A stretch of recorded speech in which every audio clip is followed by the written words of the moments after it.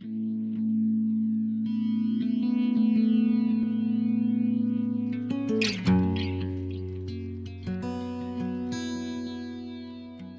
seen the first ambulance go by, and then the assistant for the ambulance raced by with a cruiser right behind it.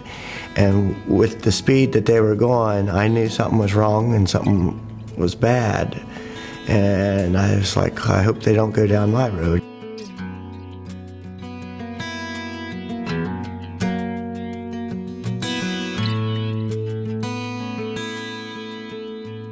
I just had a bad feeling, and I thought, what has happened? And as I crested over this one hill, my worst fears came as I seen they were turning into our lane.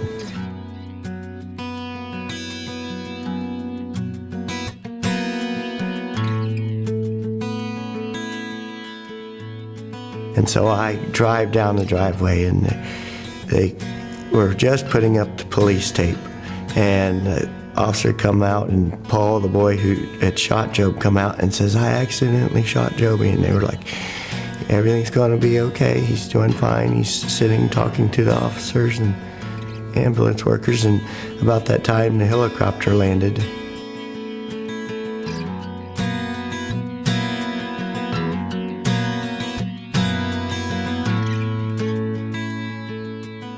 The first time I heard about Joe, I obviously didn't know his name, but we got a trauma page, and it said that there was a 16-year-old gunshot wound to the abdomen that was going to be coming as a direct scene flight from Warren County.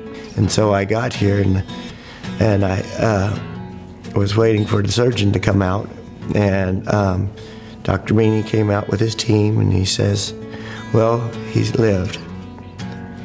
And he told me everything that was happening, what we were facing and looking at. With the location of the wound and only having one wound on the body, it appeared that he did have a wound in his abdomen, or that was injuring some intra-abdominal organs.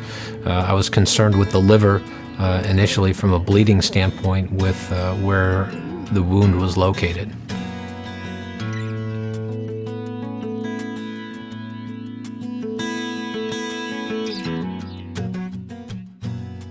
I was thinking that Joe possibly might be crippled for life at that time because the bullet was close to his spine. And by Sunday night, we had x-ray showing that the spine was fine. And so it was just a big relief.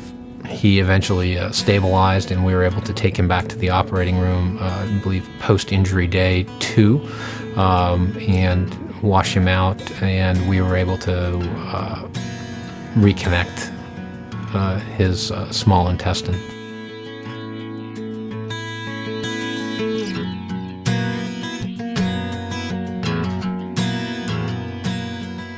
So we weaned down the sedation, tried to explain to him, we did what we were going to do to take that breathing tube out so he was ready to breathe on his own.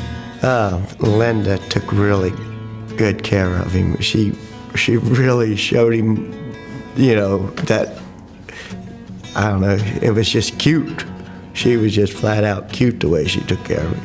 Usually in the trauma ICU, it's very stressful for the families and for the nurses and for the patients.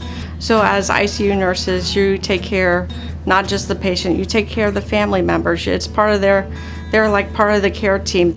One night in particular, when they brought him out of that induced coma, more or less, me and some ladies prayed in the ICU waiting room, and I went in to his room because nobody had been in there as he was coming back through. And I describe it as he went from a zombie to being hungry. It was more or less you watched him come back that night.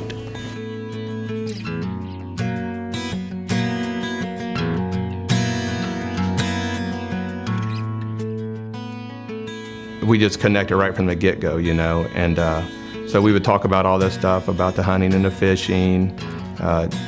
Not once did I ever hear the kid complain, never. I mean, it was amazing. Lonnie, I had him a lot as a nurse, come in. He was my nurse for several days in the trauma clinic. And he was just real nice, and he did everything really good, I think. You don't know where it's going to go, you know. Is this kid going to ever be able to eat again and all this stuff? So it's like, it's scary for him, so then you just act like they're your kid. We're so lucky to be in such good hands, is all I can say.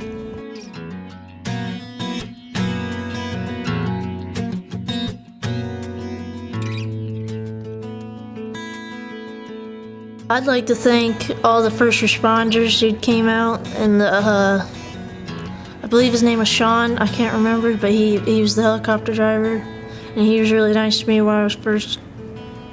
And he helped Lonnie and Linda in the IC unit. I think the reason that Joe's alive today and other victims of trauma, whether it be penetrating trauma or blunt trauma, are alive is because we have a team here at Miami Valley. You know, from the ambulance driver to the police, to the helicopter pilot, to the surgeon, to the nurse. If we did not have everybody playing their part, he wouldn't be here. It's kind of scary. Kind of got like a second chance and stuff.